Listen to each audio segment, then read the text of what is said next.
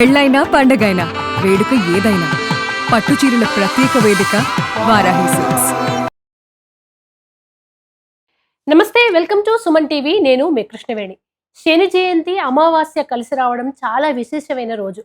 ఆ రోజున ఏమేం పనులు చేయాలి, ఏమేం చేయకూడదు, ముఖ్యంగా శని ప్రభావం ఉన్నటువంటి రాశుల వాళ్ళు, జాతకాలు ఉన్నటువంటి వాళ్ళు ఏ పరిహారాలు చేసుకోవాలి, ఈ అంశాలన్నీ తెలియజేయడం కోసం ఈ రోజు మనతో పాటు ఉన్నారు ప్రముఖ జ్యోతిష శాస్త్రవేత్త, ఆధ్యాత్మికవేత్త, సంకల్ప మందిర్ నిర్వాహకులు బ్రహ్మశ్రీ నందిభట్ల శ్రీహర్ శర్మ గారు. మాట్లాడదాం.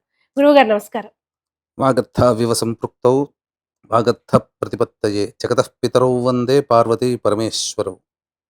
ఆదిత్యాయ చ సోమాయ మంగళాయ బుధాయ చ గురుశుక్ర శనిభ్యశ్చరాహవే కేతవే నమః. శృంగేరి జగద్గురు పీఠాధిపతులకి, కంచి పీఠాధిపతులకి నమస్కారములు తెలియజేసుకుంటూ కార్యక్రమాన్ని ప్రారంభిద్దాం. గురువుగారు, శని ప్రభావం ఉన్నటువంటి జాతకాలు, రాశులు చాలా ఉంటాయి. ఈ శని జయంతి అలాగే అమావాస్య కలిసి వస్తోంది, చాలా విశేషమని విన్నాం. వాటి గురించి ఒక్కసారి. తప్పకుండానమ్మా. మే 16వ తారీఖు రోజున మన తెలుగు ప్రాంతంలో వైశాఖ అమావాస్య అని అంటారు. నార్త్ సైడ్కి పౌర్ణమి టు పౌర్ణమి కాబట్టి ఆల్రెడీ వైశాఖ పౌర్ణమి తర్వాత వైశాఖ బహుళ పాడ్యమి నుంచి వాళ్ళకి జ్యేష్ఠమాసం వచ్చేసేసింది. కాబట్టి వాళ్ళు ఈ అమావాస్యని జ్యేష్ఠ అమావాస్యగా చెబుతారు. మనమేమో వైశాఖ అమావాస్య. పైగా ఈ అమావాస్య శనివారం నాడు రావడం చాలా విశేషం. దానిని శని జయంతి సందర్భంగా చెప్పుకోవడం ఉంటుంది. పైగా ప్రత్యేకంగా ఈ రోజు ఉన్నటువంటి నక్షత్రం ఏంటంటే భరణీ నక్షత్రం. భరణీ నక్షత్రానికి అధిపతి ఎవరయ్యా అనంటే యముడు అధిపతి అవుతాడు. కాబట్టి యమబాధలు తొలగాలన్నా, అలాగే మరణించినటువంటి వారి యొక్క ఆత్మ తృప్తి పొందాలన్నా, ముఖ్యంగా మేష, మిథున, కర్కాటక, సింహ, కన్య, వృశ్చిక, ధనస్సు, కుంభ, మీన రాశులలో జన్మించినటువంటి వారికి ఈ యొక్క శని దోష ప్రభావము ఎక్కువగా ఉంటుంది. ఈ రాశుల వాళ్ళు ఏమేం చెయ్యాలి, ఎటువంటి పరిహారాలు చేసుకోవాలి అంటే ఇంట్లోనే చేసుకునేటువంటి పరిహారాల్ని మనం తెలియచేసుకున్నాము. కాబట్టి వీక్షించేటువంటి ప్రేక్షకులు ఈ యొక్క మే 16వ తారీఖు రోజున వచ్చేటువంటి శని జయంతి సందర్భంగా వైశాఖ అమావాస్య రోజున ఏమేం చెయ్యాలి, ఏమేం చెయ్యకూడదు అనేటువంటి విషయాల గురించి క్లుప్తంగా తెలుసుకునే ప్రయత్నం చేద్దాం. ఈ కార్యక్రమాన్ని ఆశాంతం వీక్షించే ప్రయత్నం చేయండి. ఖచ్చితంగా ఇది మీకు ఉపయోగపడుతుంది, అందులో సందేహం లేదు.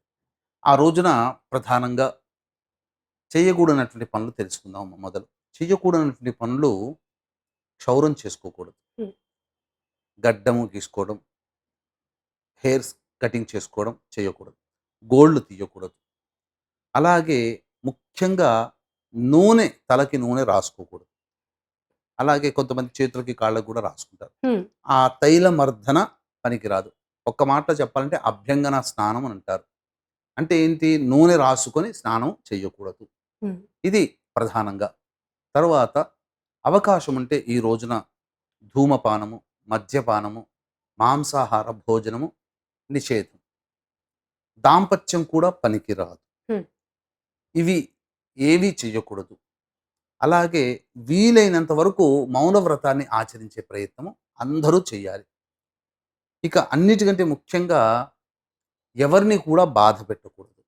ముఖ్యంగా పెద్దవాళ్ళని, వికలాంగులని, శారీరక మానసిక వికలాంగులని బాధ పెట్టకూడదు. ఇది చేయకూడని పనులు. చెయ్యగలిగేటువంటి పనులు, చేయాల్సినటువంటి పనులు ఏవైతే ఉంటాయో, సూర్యోదయం కంటే ముందే నిద్రలేచి చక్కగా ఇంట్లో నువ్వుల నూనెతో దీపారాధన చేసి, ఉదయిస్తున్నటువంటి సూర్యుడికి నమస్కారం చేసి, సూర్యాష్టకం 6 సార్లు ఉదయిస్తున్నటువంటి సూర్యుడిని చూసుకుంటూ, లేదా అక్కడ కూర్చొని ఎదురుగా కూర్చొనే కానీ సూర్యాష్టకం 6 సార్లు పారాయణం చేయాలి. ఇది మొట్టమొదటి పని చేయాల్సినటువంటి. ఇక ముఖ్యంగా ఈ రోజున అమావాస్య కదమ్మా, శని జయంతి, పైగా భరణి నక్షత్రం కూడా ఉంది కాబట్టి ఈ రోజున ప్రధానంగా సంబంధించినటువంటి పెద్దలకి పిండ ప్రదానం ఖచ్చితంగా చేయాలి. పిండ ప్రదానం లేకపోతే కనీసము బ్రాహ్మణుని ఇంటికి పిలిపించుకొని తర్పణాది కార్యక్రమాలను జరిపించి బ్రాహ్మణునికి స్వయం పాకదానము, దక్షిణ, వస్త్రదానము, అవకాశం ఉంటే ఈ రోజున చెప్పులు, గొడుగు, విసనకర్ర ఇవి దానం చేయాలి. చేసినట్లయితే పితృదేవతల ఆశీర్వచనం కలుగుతుంది. ఎందుకనంటే మనకు ఏది జరగాలన్నా దైవం కంటే అతివేగంగా స్పందించి అవును. అతివేగంగా మనకు కావలసినవన్నీ ఇచ్చేటువంటి వాళ్ళు పితృదేవతలు. పితృదేవత. బ్రతికుండంగా మన తల్లిదండ్రులు తాత ముత్తాతలు ఎంత గారాబంగా పెంచి మనకు అన్ని అడగకుండానే ఇచ్చి మనల్ని వృద్ధిలోకి తీసుకొచ్చారో మరణించిన తర్వాత కూడా వాళ్ళ ప్రేమ ఆప్యాయతలు మన మీద ఉంటాయి. ఉమ్. కాబట్టి కృతజ్ఞత భావంగా వాళ్ళకి చేయడం చేస్తే ఇంకా సంతోషించి వాళ్ళు మనకి ఇంకా దైవం కన్నా చాలా శీఘ్రంగా మనకు శుభ ఫలితాన్ని ఇస్తారు. దేవుడన్న పరీక్ష పెడతాడు కానీ పితృదేవతలు సంతోషం చెందారు అని అంటే ఇంకా అసలు ఇంకా తిరిగే లేదు. నిజమే. ఇక తరువాత ప్రధానంగా ఇప్పుడు శని ప్రభావం ఎదుర్కొంటున్నటువంటి రాశులు. శని అంటే చాలా మంది భయపడుతుంటారు. అదేదో బూచిగా చూస్తుంటారు. ఒక దయ్యంలాగా భూతంలాగా చూస్తారు శని భగవానుడు. కానీ వాస్తవానికి శని భగవానుడు మన కర్మ దోషాన్ని తొలగిస్తున్నాడు కష్టాల రూపంలో. ఉమ్. కాబట్టి కష్టపడడం తప్పదు. కానీ ఆ కష్టము బాధ మనకు తెలియకుండా జరిగిపోయి మనం ఆనందంగా మనం ఆ సమస్యలను ఎదుర్కోగలిగే మానసిక శారీరక శక్తిని శని భగవాన్ యొక్క అనుగ్రహం వలన పొందుతాం. కాబట్టి ఇక్కడ మనం ఏదో మాఫీ కోరుకోవట్లేదు. ఉమ్. మన కర్మ దోషాన్ని తొలగించుకోవడానికి నీకు చేస్తున్నా నా కర్మ దోషం తొలగించని మాఫీ కోరుకోవట్లేదు. మనము ఏం చేస్తున్నామంటే ఆ కష్టాన్ని భరించే శక్తిని ఇవ్వమని వేడుకుంటాం. అంతే అంతే. చాలు, అవును. భరించగలిగే శక్తి ఉంటే సరిపోతుంది సరిపోతుంది. నిజంగా. అందుకనే ఇప్పుడు ఏంటి, ఇప్పుడు ఈ యొక్క మేష, మిథున, కర్కాటక, సింహ, కన్య, వృశ్చిక, ధనస్సు, కుంభ, మీన రాశుల్లో జన్మించినటువంటి వారికి శని ప్రభావం ఉంది. ఈ రాశుల్లో జన్మించిన వాళ్ళకి, అలాగే శని దశ అంతర్దశలు జరుగుతున్నటువంటి వాళ్ళకి, ముఖ్యంగా ఇనుము సంబంధమైనటువంటి వ్యాపారములు ఏవైనా స్టీల్, ఇనుము, ఏసీ, పాత ఇనుప సామాన్లు షాపులు ఉంటాయి, అట్లాంటి వృత్తులు, ఇనుముతో కూడుకున్న ఏ వృత్తి అయినా కానీ, ప్రతి వృత్తిలో ఇనుము ఉంటుంది. ఉంటుంది. వాహనాలు ఇవన్నీ అవును. కూడా, ఇవన్నీ ఆ వాహనాలు అమ్మేటువంటి కొనుగోలు చేసేటువంటి వ్యాపారస్తులు ఉంటారు కదా, ఆ వృత్తుల్లో ఉన్న వాళ్ళు, స్టీల్ అమ్మేటువంటి వాళ్ళు, ఇటువంటి వాళ్ళందరూ కూడా ఈ వ్యాపారంలోకి వస్తారు. కాబట్టి ఈ యొక్క శని సంబంధమైన వ్యాపారం, తైలం అమ్మేటువంటి వాళ్ళు, నూనెను అమ్మే ఎడిబుల్ ఆయిల్స్ కానీ, గ్రౌండ్ ఆయిల్స్ కానీ, ఏవైనా కానీ, పెట్రోల్, డీజిల్, ఇవన్నీ కూడా, నాఫ్తలిన్, ఇవన్నీ కూడా శని సంబంధమైనటువంటి, ఇవన్నీ వీటితో వ్యాపారాలు చేసేటువంటి వాళ్ళు, వీళ్ళందరూ కూడా శని సంబంధంగా వస్తారు.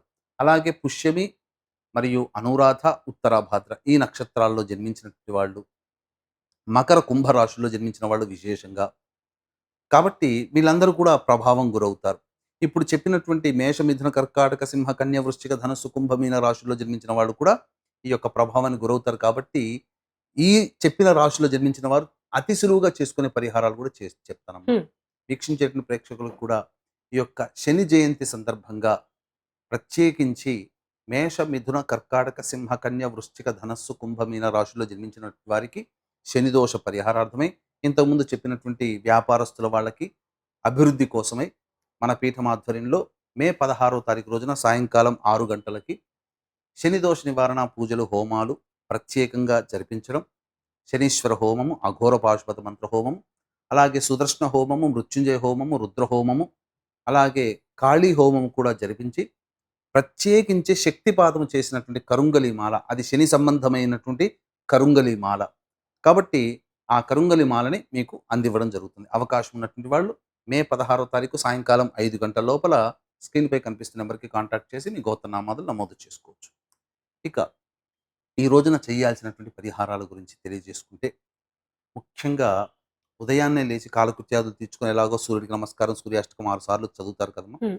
తదనంతరం నవగ్రహ దేవాలయానికి వెళ్ళి నవగ్రహాల చుట్టూ శివాయ నమః అంటూ 27 ప్రదక్షిణలు చేసి, తరువాత శని భగవానుడికి కానీ, ఈశ్వరుడికి కానీ, లేదా ఈ యొక్క కాలభైరుడు ఉంటే కాలభైరుడికి కానీ, ప్రత్యేకించి శనికైనా, శనీశ్వరుడికైనా, ఈశ్వరుడికైనా నల్ల నువ్వుల నూనెతో దీపారాధన, నల్ల ఒత్తి వేసి, ఇనుప ప్రమిదలో కానీ, మట్టి ప్రమిదలో కానీ దీపారాధన చేసి, అప్పుడు ఆ శనీశ్వరుడికి లేదా ఈశ్వరుడికి నల్ల నువ్వుల నూనెతో అభిషేకం జరిపించడం. తదనంతరం అన్నము, నల్ల నువ్వులు కలిపిన ముద్దలు ఒక 3 ముద్దలు నైవేద్యంగా పెట్టడం. అలాగే నల్ల నువ్వులతో చేసినటువంటి, బెల్లంతో చేసినటువంటి ఉండలు నైవేద్యంగా పెట్టి, ఆ ఉండలని పారిశుద్ధ్య కార్మికులకి మనం దానమైనా చేయవచ్చు. హ్మ్. ఈ అన్నము, నల్ల నువ్వులు కలిపిన ముద్దల్ని ఒక డొప్పల్లో పెట్టైనా కానీ స్వామి దగ్గరైనా పెట్టవచ్చు, లేదా దేవాలయంలో పిట్టగూడెం దగ్గరైనా పెట్టవచ్చు. తదనంతరం అవకాశం ఉంటే పారిశుద్ధ్య కార్మికులకి టీ తాగడానికో లేదా వాళ్ళ ఇంటి కిచెన్ సామాన్లు ఏదైనా వంట వస్తువులు ఇంట్లో వండుకోవడానికి కొన్ని వస్తువులు కొనుగోలు చేసి వాళ్ళకి ఇవ్వవచ్చు. హ్మ్. అనాథలుగా వాళ్ళకి ఇవ్వవచ్చు.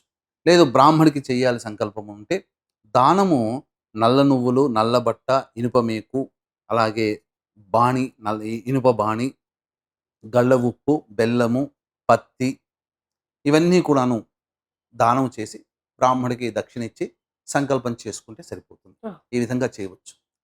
లేదు ప్రత్యేకించి ఈ రోజున ఆవ నూనెతో కాలభైరవునికి ఎవరైతే అభిషేకం చేస్తారో హ్మ్.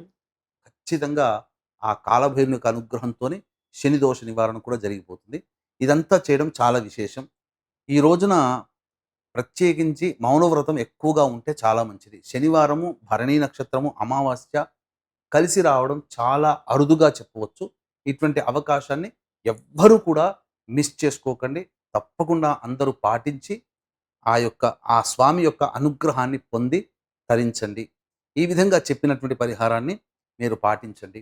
అలాగే రావి చెట్టు దగ్గర నల్ల నువ్వుల నూనెతో దీపారాధన చేసి ఈ రోజున దీప దానము చేస్తే ఇంకా విశేషమైనటువంటి ఫలితం. పితృ తర్పణాలు ఎట్లాగో చేయాల్సిందే. అందులో తప్పదు. మళ్ళీ ఇటువంటి అవకాశం మనం మిస్ అయ్యామంటే మళ్ళీ మళ్ళీ రాదమ్మా. ఎందుకంటే ఇంత వైశాఖ అమావాస్య, శని జయంతిగా చెప్పుకునేటువంటి ఈ రోజు మాత్రం మళ్ళీ మళ్ళీ మనకు లభించదు, లభించదు, లభించదు. ధన్యవాదాలు గురువుగారు. చాలా సులువైన పరిష్కారాలు సూచించినందుకు మరొకసారి ధన్యవాదాలు. సర్వం శ్రీ ఉమామహేశ్వర పరబ్రహ్మార్పణమస్తు.